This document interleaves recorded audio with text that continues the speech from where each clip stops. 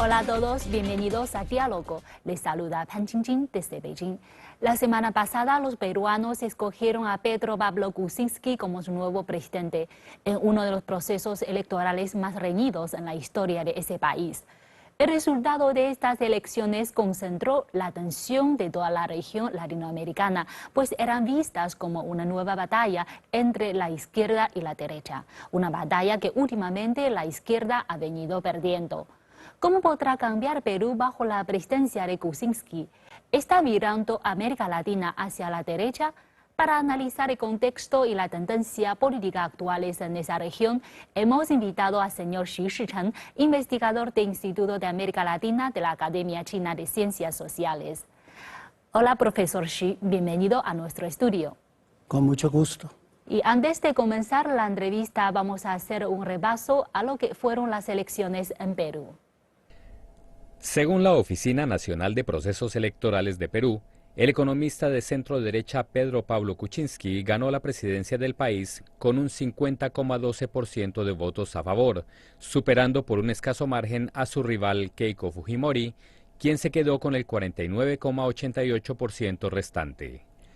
Las elecciones fueron muy reñidas de principio a fin, al punto de que fueron necesarias 2 rondas de votación.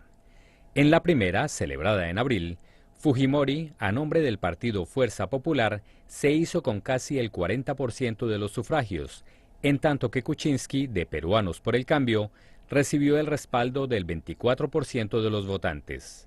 Para convencer a sus compatriotas de que ella era la mejor opción para la presidencia, Fujimori hizo campaña prometiendo impulsar la inversión pública y la construcción de infraestructuras, así como fortalecer la seguridad.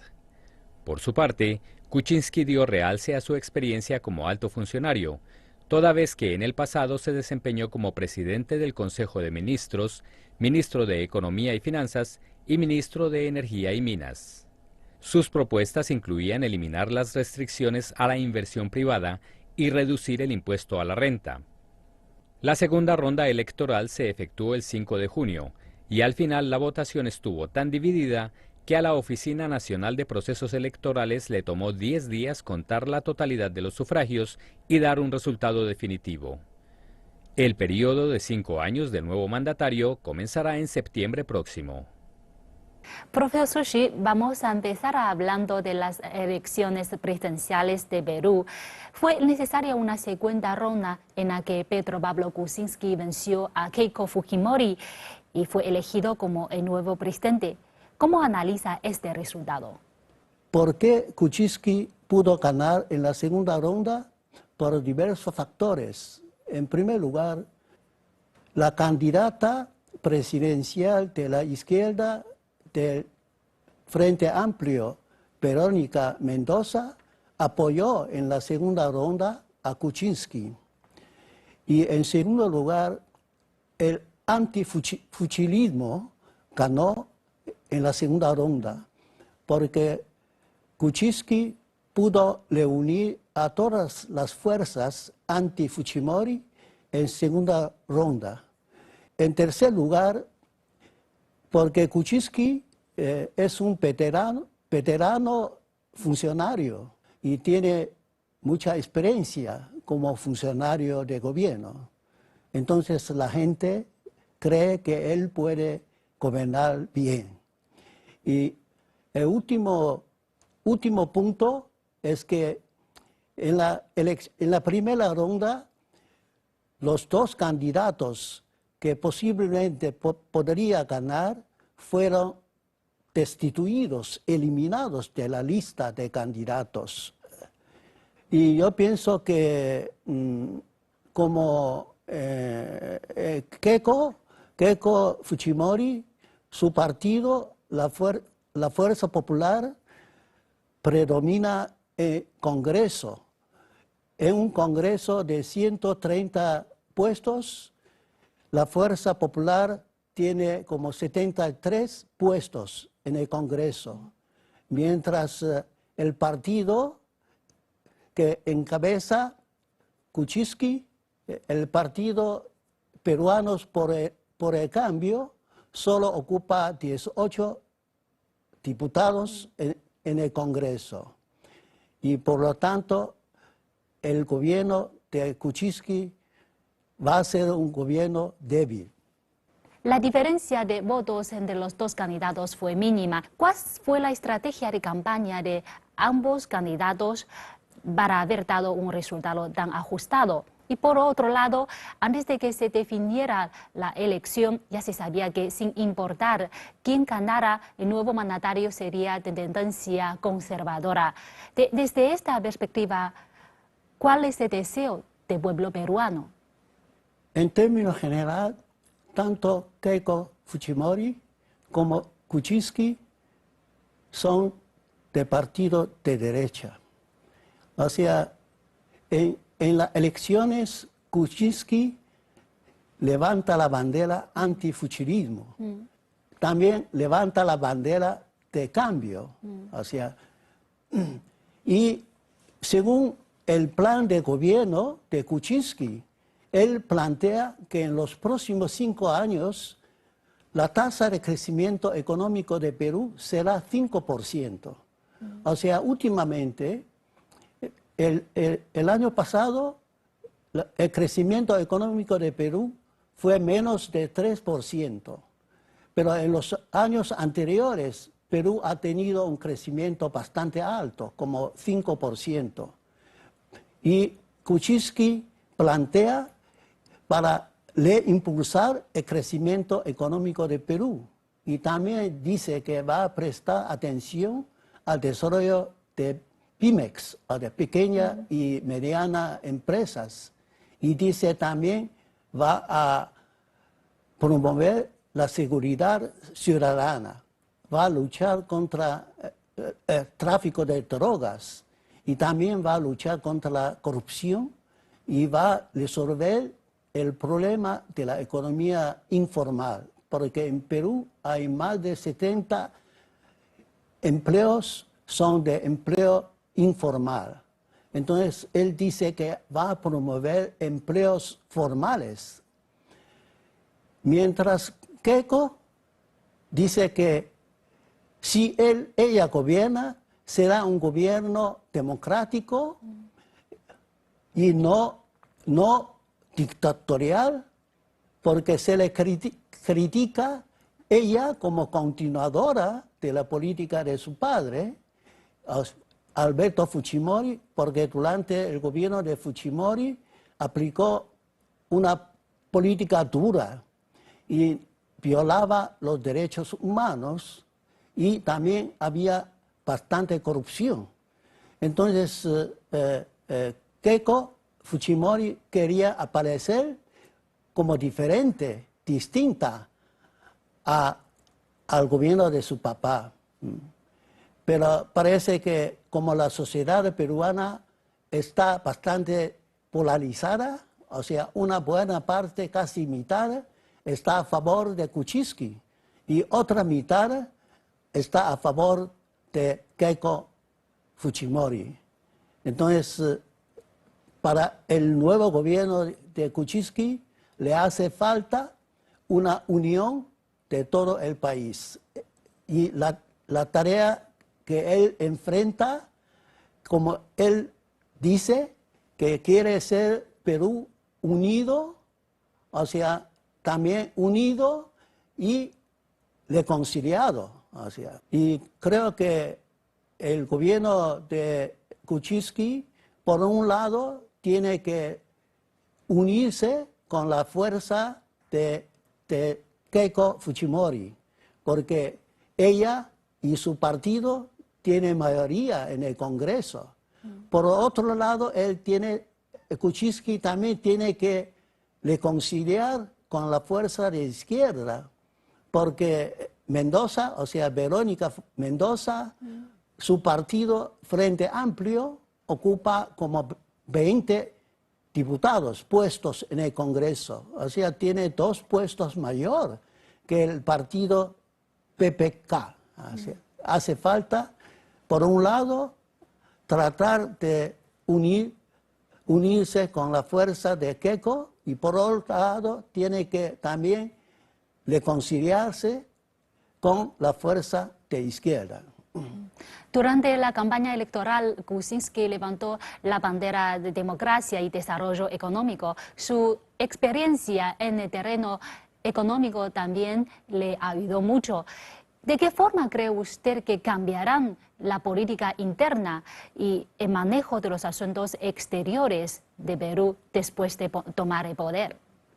Porque se puede decir que el actual gobierno de Humala se puede calificarle como de centro izquierdista. Y Kuczynski, según él mismo califica a sí mismo, dice que él está en el centro. Pero la gente opina que él está, por lo menos está en el centro derechista. Y creo que la política interna va a aplicar una política económica más neoliberal.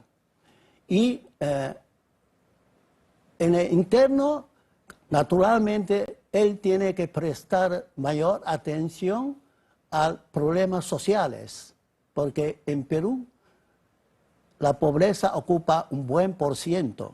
Los problemas sociales también son bastante graves.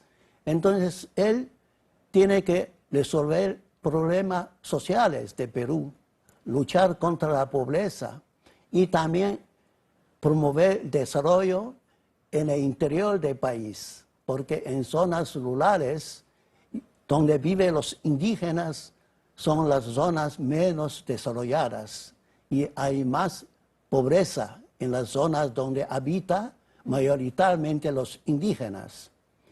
Y externamente creo que su política exterior va a inclinarse más a los Estados Unidos y también inclinarse a los gobiernos de centro de derecha como el actual gobierno argentino y el gobierno de México, o sea, el gobierno de Colombia. Y va a alejarse un poco de los gobiernos de izquierda como Venezuela, como Cuba, como Ecuador, como Bolivia. Y según el plan de gobierno de Kuczynski, Kuczynski dice la prioridad de su política exterior primero es mejorar relaciones con los países vecinos. Y en segundo lugar, fortalecer la Alianza Pacífico y fortalecer el APEC. Y también dice que va a fortalecer los mecanismos de integración latinoamericana. Hay que decir que durante la presidencia del presidente Ollanta Humala, las relaciones entre China y Perú han gozado de un desarrollo satisfactorio y rápido. ¿De qué forma podría cambiar el curso de lazos entre los dos países? Kuczynski ha manifestado después de ser electo que el primer país en Asia que va a visitar después de tomar el poder es China. ¿Quiere decir que las relaciones bilaterales entre China y Perú se mejorarán aún más? Yo pienso que sí, porque entre China y Perú se formaron relaciones de asociación estratégica integral en 2013, cuando el actual presidente Humala visitó China y junto con nuestro presidente establecieron relaciones de asociación estratégica integral hace 3 años. Y Kuczynski, como yo decía, en su plan de gobierno hay 2 lugares, planteó que él va a desarrollar relaciones con China. Y yo pienso que como él aplica una política abierta, de economía abierta, creo que está dispuesto a fortalecer aún más las relaciones bilaterales con China.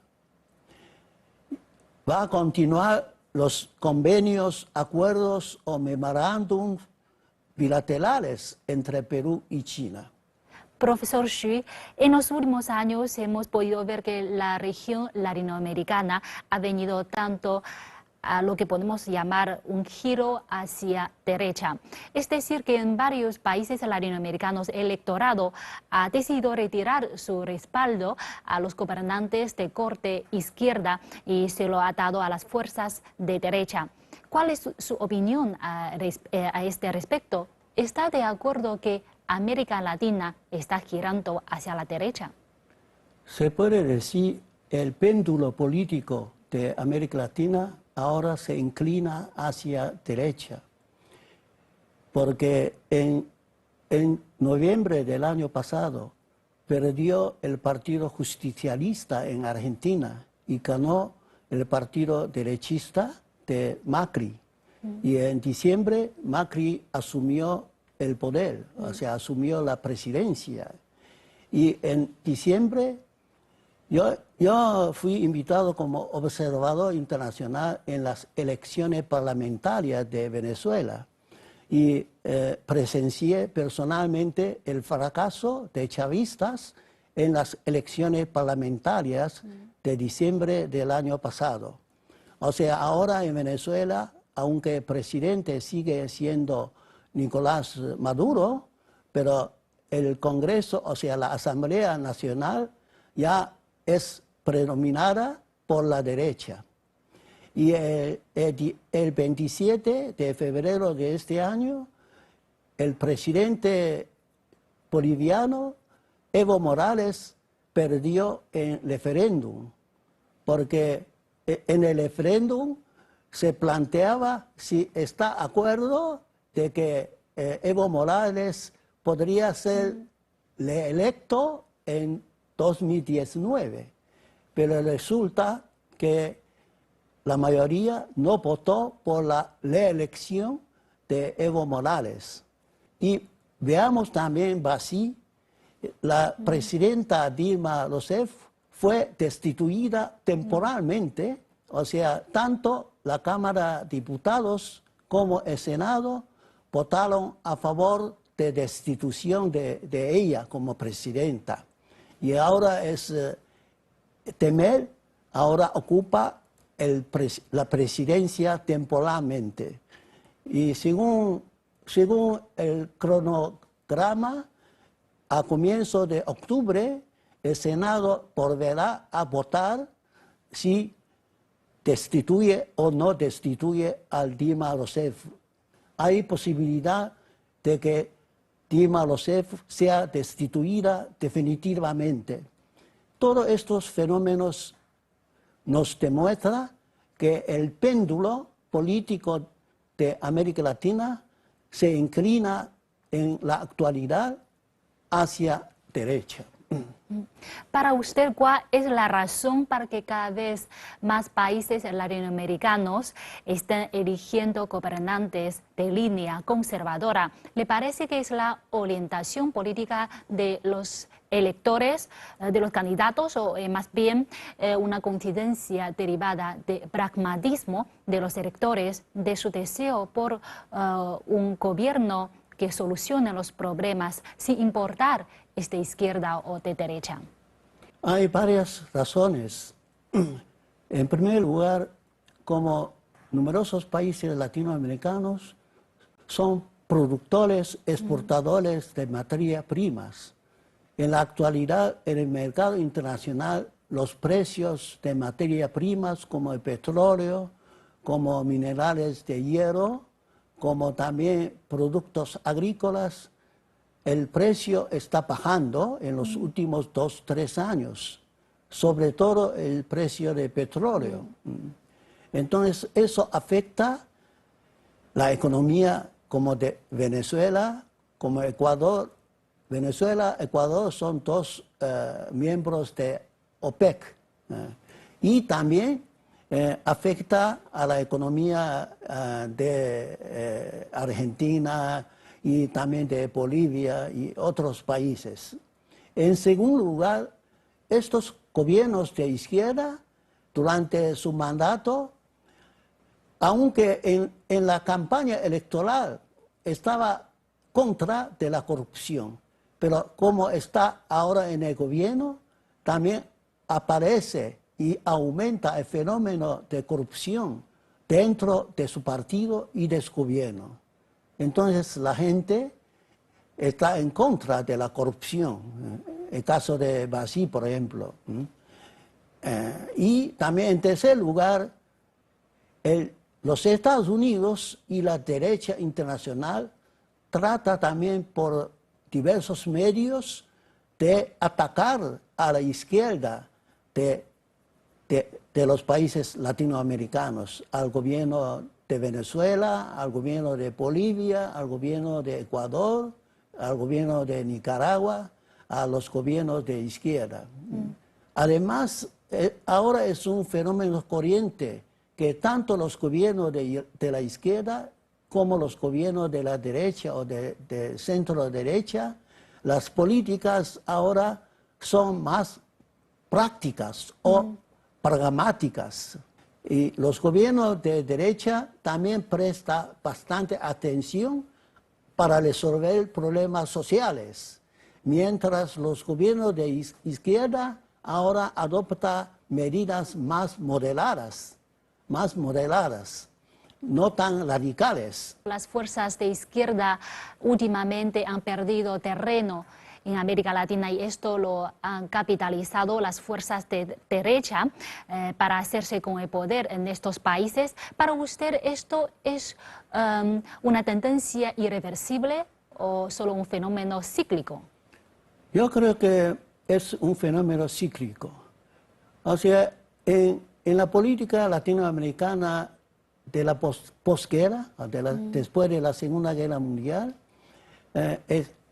hay un ciclo donde hay golpes militares, un ciclo de golpes militares.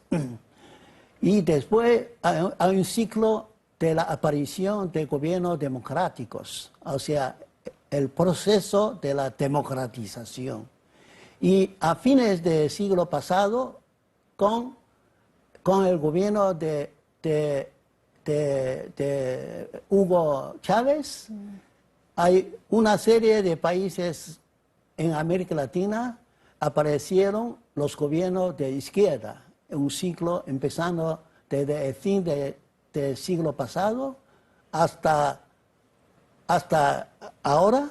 Es un ciclo de la aparición o resurrección de la izquierda en América Latina, pero desde el año pasado aparece otro ciclo. Como decía yo, el péndulo político de América Latina ahora está inclinando hacia derecha. Pero yo creo que es un fenómeno cíclico, porque las contradicciones sociales, o sea, la diferencia social, sigue subsistiendo en América Latina. Y también la lucha de clases se mantiene. Y yo pienso que dentro de algunos años, quizás 10 años, volverá el ciclo donde le aparecerá los gobiernos de izquierda otra vez. Porque existen las contradicciones sociales, existe también la diferencia social. Y para resolver estas contradicciones, estas diferencias sociales, las fuerzas de izquierda va a luchar, va a combatir incesantemente. Es bien sabido que China es el principal socio comercial de América Latina. Con todos los cambios políticos recientes, algunos ciudadanos, especialmente aquellos dedicados a los negocios, han manifestado preocupación e incluso pesimismo frente al futuro de las relaciones latinoamericanas. ¿Le parece que son justificados estos temores? Yo creo que en cierto grado el cambio político de la actual América Latina afecta en cierto grado relaciones entre China y América Latina. Sin embargo, yo estoy de acuerdo con la opinión de nuestro canciller Wang Yi. Él expresó a los periodistas chinos extranjeros que hay 3 no cambios entre relación entre China y América Latina. El primer no cambiar es no cambio es la situación, o sea, la perspectiva de América Latina será brillante, o sea, en términos general, no va a cambiar, porque en comparación con otras regiones del mundo, América Latina es una región donde hay más paz, o sea, casi no hay conflictos bélicos, o sea, no hay guerra ni conflictos armados. El cambio político que de Argentina o de Perú son cambios dentro del marco de la democracia representativa. O sea, no es un cambio violento por fuerzas armadas o por violencia, sino un cambio por elecciones, por votos. Entonces, o sea, tenemos confianza de que América Latina tendrá una brillante perspectiva. Y el segundo no cambiar es nuestra colaboración y nuestra colaboración y nuestras buenas relaciones entre China y América Latina tampoco va a cambiar. Y aunque, por cierto, por ejemplo, el comercio bilateral entre China y América Latina el año pasado bajó un 10%. Eso debido a ambiente internacional desfavorable en el comercio internacional. Y por lo tanto, el volumen del comercio bilateral entre China y América Latina ha bajado un 10%.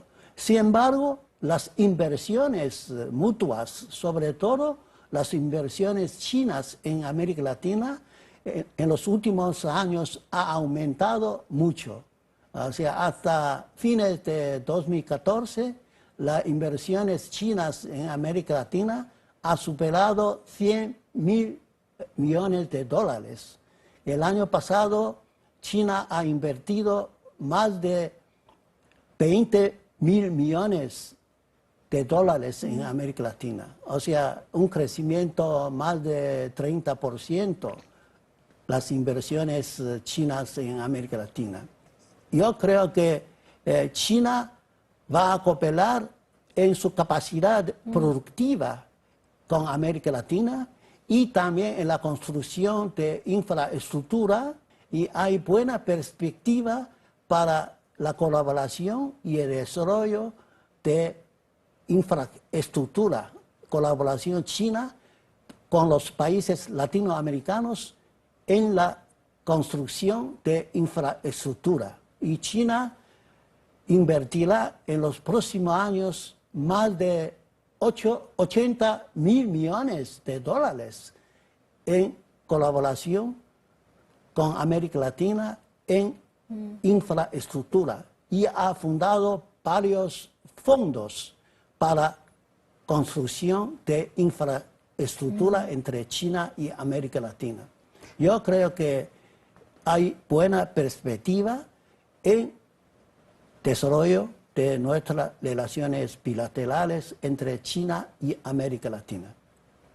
Quiere decir que las relaciones bilaterales, tanto políticos como económicos y culturales entre China y América Latina, tienen una base sólida y no va a ser afectado por los resultados de las elecciones fácilmente, y tiene una muy buena perspectiva. Muchas gracias, profesor Xu, por compartirnos sus sugerencias y opiniones.